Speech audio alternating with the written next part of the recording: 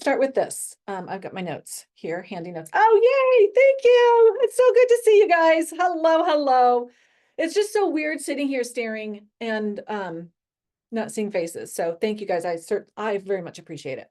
Okay, so how many of you guys are maybe you've struggled with the general contractor, or you're intimidated by considering working with the general contractor? Like, tell me how you feel about working in a renovation project. Just drop it in the chat, okay? And y'all don't be shy. I'll tell you, I was scared shitless of working with contractors because I didn't know what I was doing, but it turns out I kind of did. So that's what we want to talk about today.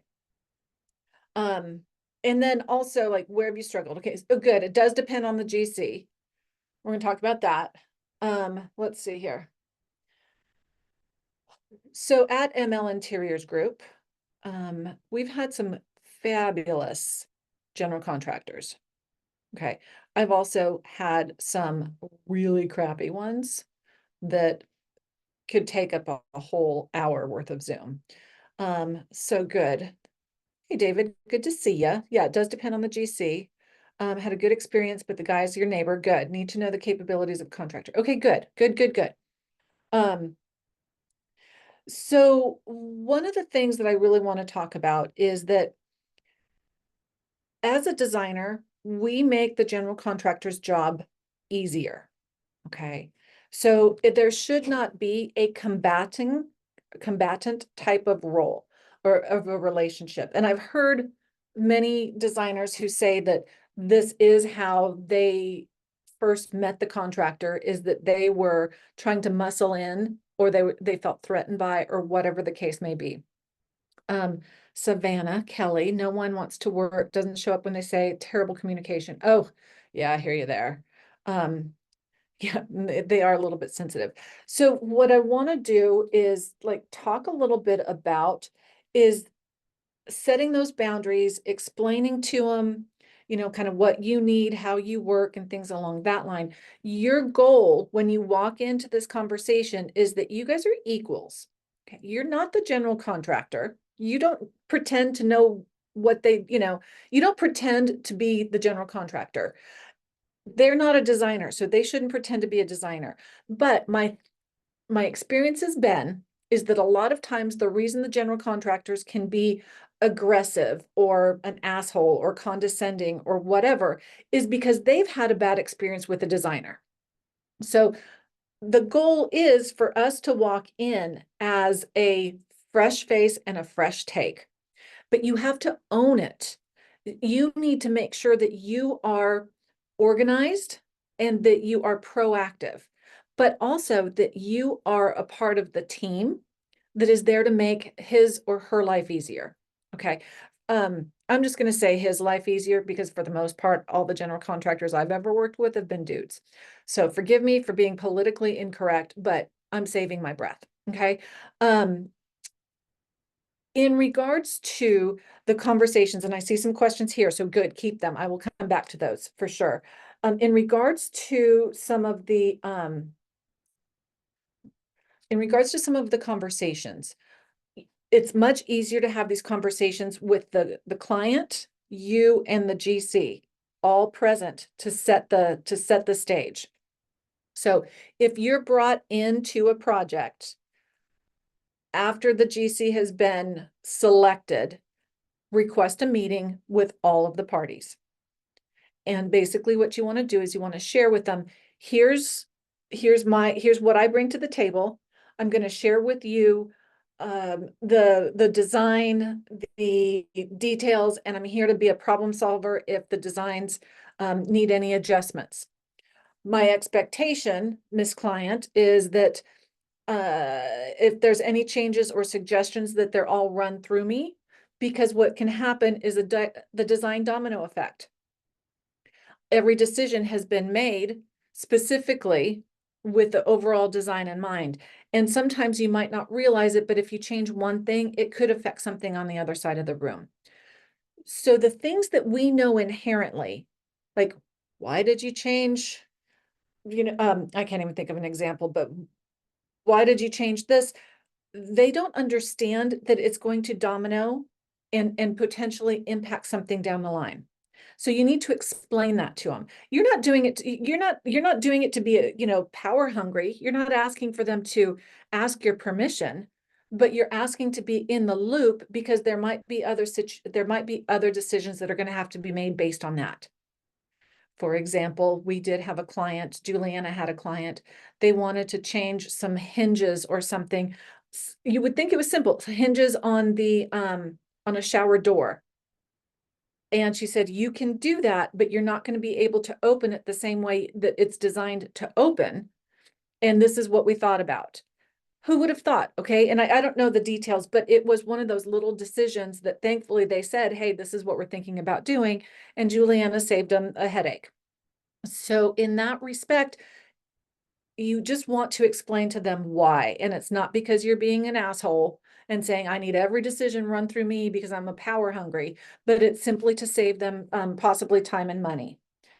If you guys want training, so I'm kind of stepping forward.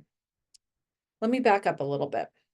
When it comes to general contractors, if you're brought in and somebody has already hired their general contractor, one of the things that you want to do is you want to have in your contract that you're not responsible for any delays that are caused by by the general contractor. Okay, so protect yourself and put a clause in your contract there. I see some of you guys on the call are bakers. Yay, I'm glad you are. Good to see you. The contract that you have in the interior design business bakery has a clause in there that you can take and either use the whole contract or stick it on the contract that you have for your state. But it does save you some headache. Additionally, if you're the one who's bringing the contractor to the dance, I did a training before here on the Launchpad Live on how to vet a contractor. Hallie can drop the link in and you guys can watch that when we're done here, but you're going to want to interview your GCs prior to referring them, okay, or prior to then bringing them to a project. For those of you in the bakery, it's in the frosting section. There's a whole document that you can use. So there's that. Hallie, thank you very much. That's the training. When you guys are listening to it, what we do is we basically take the questions that we're asking and we invite them over and we have a conversation. I mean, invite them to Starbucks and just say, here's my expectations. So you're setting the tone of professionalism early on. Obviously, you can't have the same conversation with somebody that the client brought to the dance, but your expectations are being explained to begin with. And here's the situation. If you're, let's just say, interviewing or vetting or confirming a general contractor by saying, here's my expectations, and they don't want to comply. I mean, it could be, you don't leave trash on the site overnight.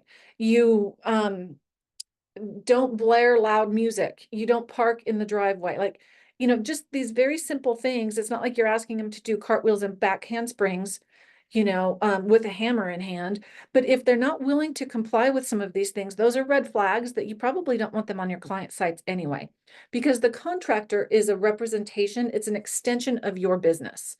So you only want top notch that are going to reflect the experience that you provide. Thank you, Hallie, for those links. So during the project, you want to have very solid open lines of communication, whether it is a telephone or whether it is email, but you want to make sure that the contractor knows that he can call you to clarify anything. When you are specifying any sort of design solutions, you need to make sure that you have images, possibly links, and details of how things are going to be installed. So for example, if you said, I want the backsplash needs to be installed in a herringbone pattern. And what you want to do is you want to share an image of the tile and an image of what herringbone is. And you don't want to assume that anybody knows exactly what you're talking about. So then you want to specify the grout. So for example, we had a client project where we were laying down white tile on the bathroom floor and we were using black grout, specific look, right? White tile, black grout. The contractor laid it down, white tile, white grout. Well, we went back to our binder and we said, this is what we said. We had emailed the same content to him. You leave the binder on site, you create a binder for him to take home, and then you have the binder for yourself. At that point, we were able to tell him, this is incorrect. That's not what we specified. And he needed to go ahead and replace it.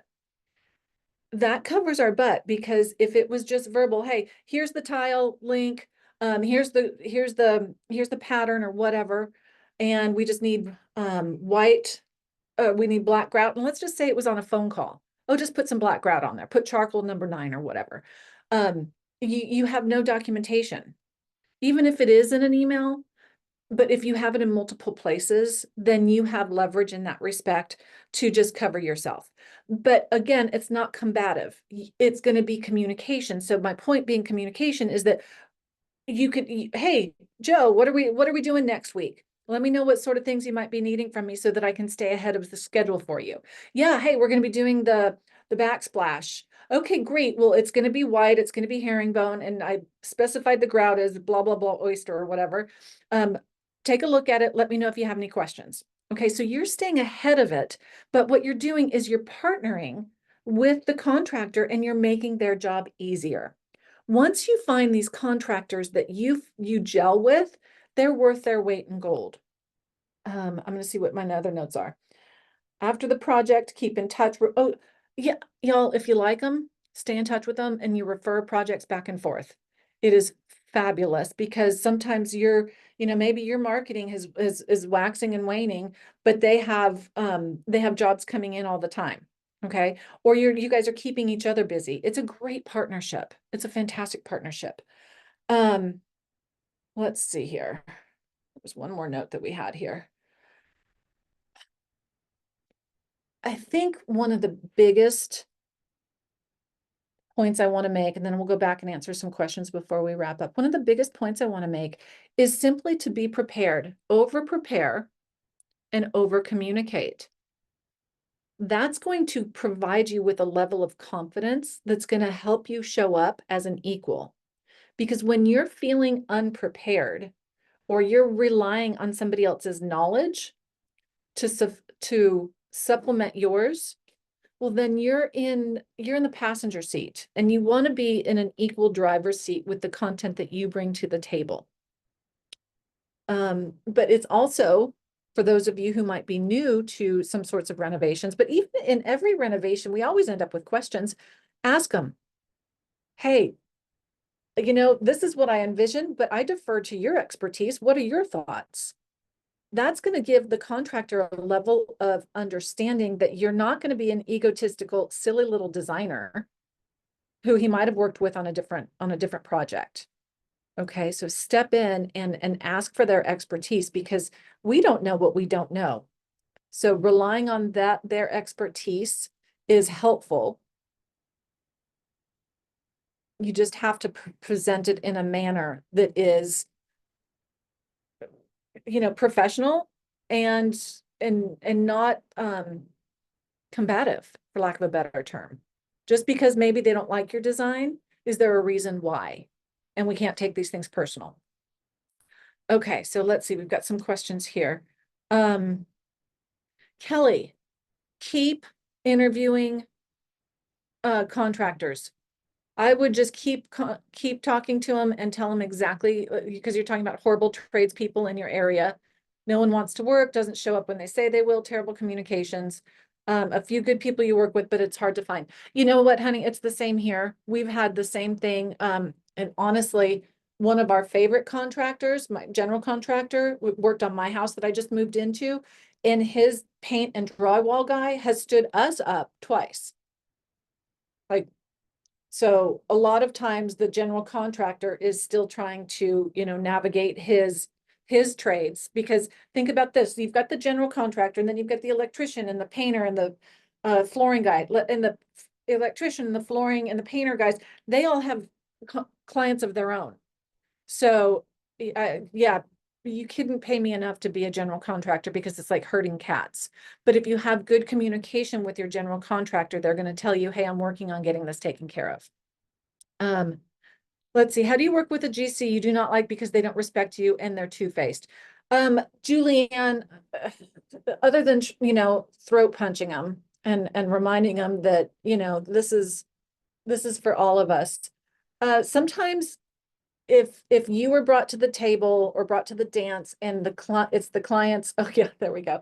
It's the client's general contractor, there are some times where you just need to kind of show up and put your big girl panties on. And sometimes it's just being a little bit more firm than you're comfortable with.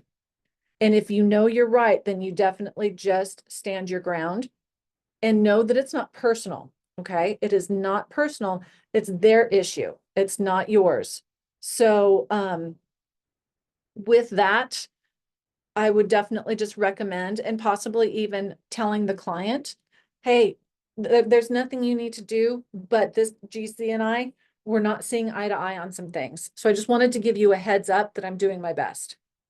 So yes, it's the client's GC. Julianne, here's what I've learned in all my years of being a designer, managing designers, coaching designers, and so forth, is that oftentimes women do not hold their voice. Okay. And you can step up and you can hold your voice.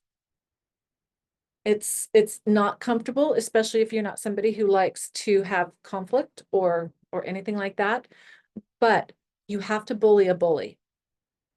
You have to bully a bully. So step up and get uncomfortable and just own your badassness. Okay. That's been my experience. You have to bully a bully. And honestly, you're probably going to bully them and you're not even really being a bully. You just feel like a bully. So get back over there and share that with them. Iris says they don't follow drawings and they don't communicate to the designer, know when items have been completed or to problem solve, et cetera, et cetera. Iris, if they're not following drawings, that's on them. But that's also something that if the client, so here's something also, kind of backtracking. The contractor needs to have a contract with the client. You are not the client. So the contractor needs to have a contract with the homeowner. You're the intermediary. Okay. So if the contractor is not doing the design that you designed, that your client, the homeowner, signed off on, then you can go to the client and say, hey, I'm having a difficult time getting, Joe GC over here to follow my drawings. And I'm concerned for you because this is what you signed off on. So you can very diplomatically throw them under the bus. Okay. And then Iris, sometimes what I have found is that the general contractor, they don't know how to run a business. Okay. I can tell you that before I got my processes buttoned up, what I teach now in the interior design business bakery and some of the other offers that we have, I was that person. I was like, I don't know what I'm doing next. Oh shit, I've got a fire over here. I need to put that out. Oh, I forgot to do this. And so oftentimes our general contractors probably don't know which way's up. Okay. I know that feeling because I've been there. If you've ever been there, then you might just bring our judgment down and ask them how they're doing and how you can help and see if that diffuses it. Because oftentimes we're just like, he's an asshole. He doesn't tell me when things done. He doesn't tell me where there's a problem or whatever. Well, he could just be running because his hair's on fire. So been there, done that. See how they're doing in that respect. Lynn, hey girl, good to see you. Just like we ask our clients if they have an experience with another designers, maybe we should ask the GC if they've had, yeah, I think that's a great idea. So for example, if you guys are, as you are pre-screening your clients, a great question to ask them is, have you ever worked with another designer and what was your experience like? Okay, that's a great question, but it's a whole different training. What Lynn is suggesting is maybe you ask your general contractor when you're pre-screening them, have you ever worked with a designer and what was that experience like? And they might say she was she was flighty, she was all over the place, she was running around with her hair on fire. And then that's the perception they have of designers. Then you can help change that. Great suggestion, Lynn. A new build project and the GC wanted to install can lights in a location that would be helpful for your client. Yeah. And you know, Anita, I never try to understand anybody. I mean, let me rephrase that. I try to understand them before I judge them. So one of the things that you can do is you can ask them, why are you suggesting that? Because it seems to me like it's not going to be useful and it's just extra work. And he may be like, oh yeah, you're right. Because maybe that's the way he's done it for the last 50 years. So just asking those questions and questioning ourselves, are we walking in defensive and judgmental? Because we don't want them to be defensive and judgmental. So we should always also take a look at where we're coming in from our emotional standpoint. Let's see here. Julie Ann, if, oh, binder, hold on, here we go. Oh, good, Anita, the binder idea is so good, yes. Oh, a QR code would be a good idea too. So they've got it everywhere. Okay.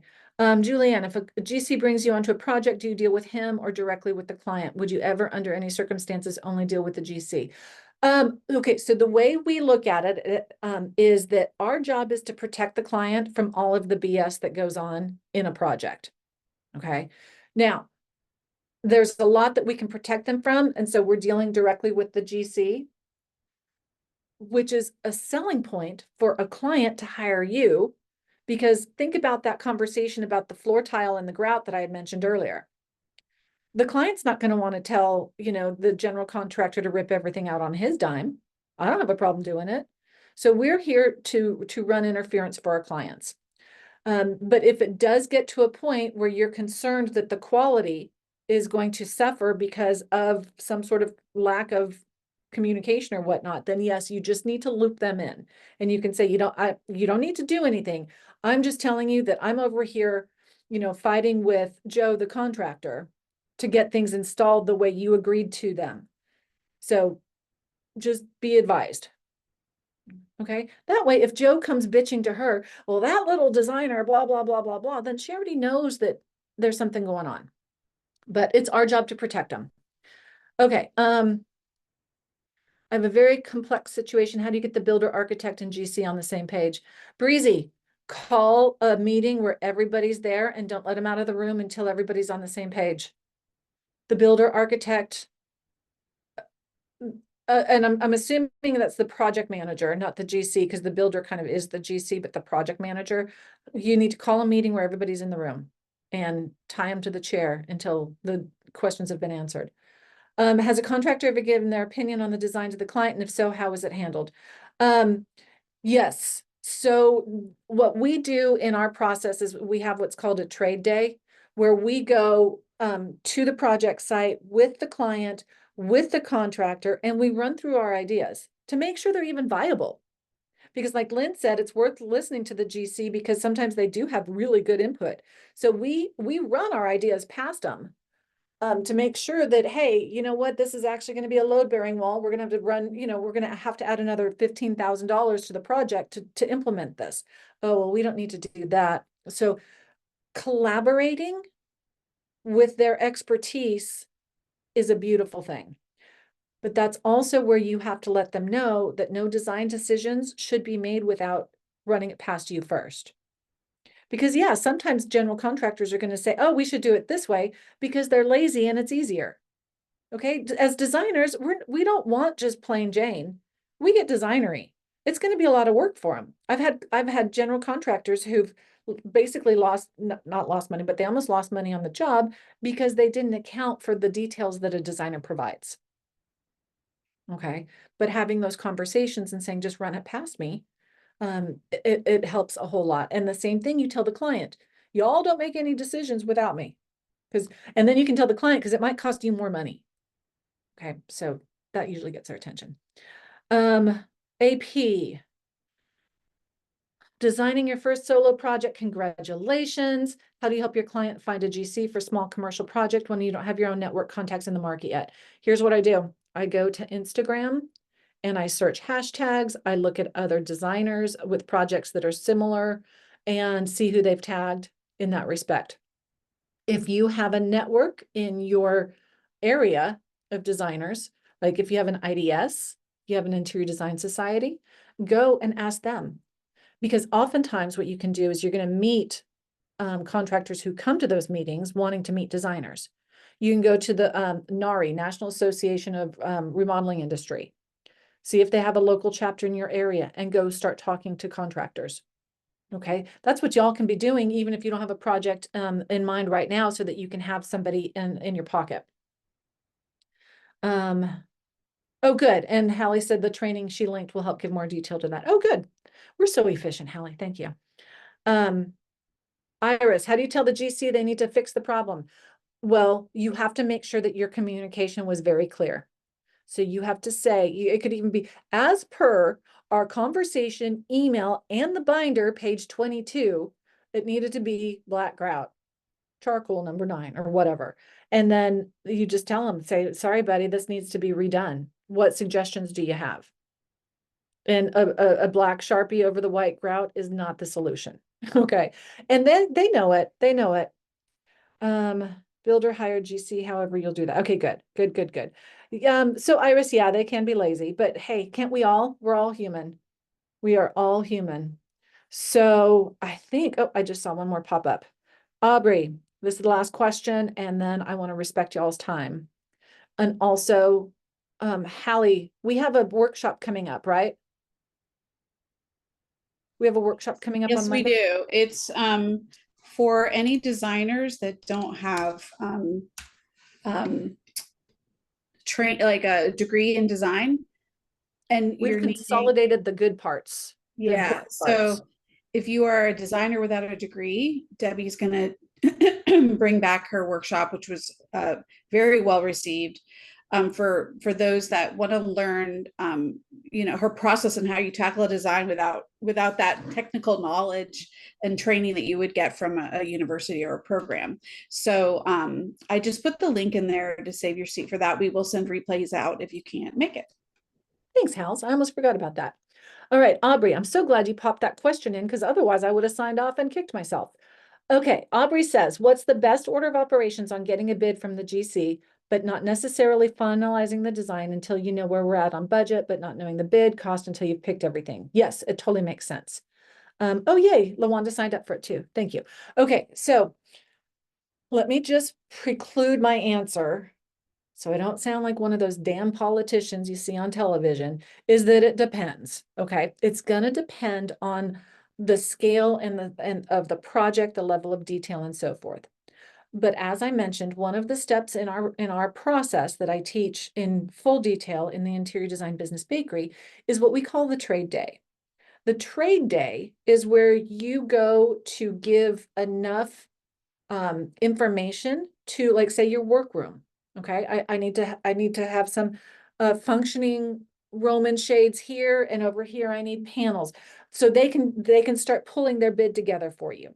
Okay, I want to do flooring in the entire first floor, and I want to paint this, and I want to rearrange this, and I need to hang some pendants here, and this is what I have, and here's my preliminary drawing, and here's some inspiration photos. Like, just bring whatever you have.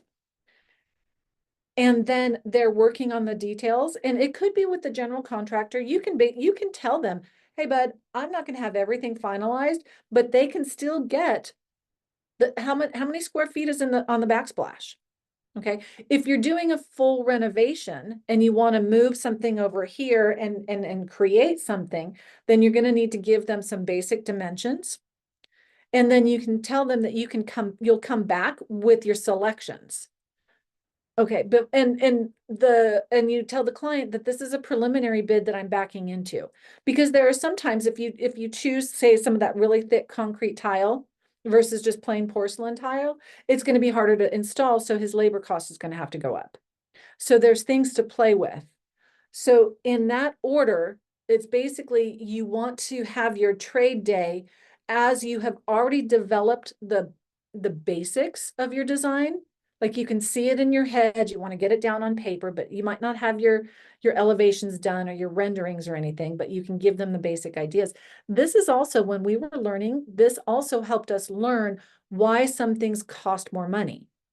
So if you can be a good student while you're sitting there on the project site with them and asking them questions and not acting like you need to know it all, then you can say, this is what I want to do.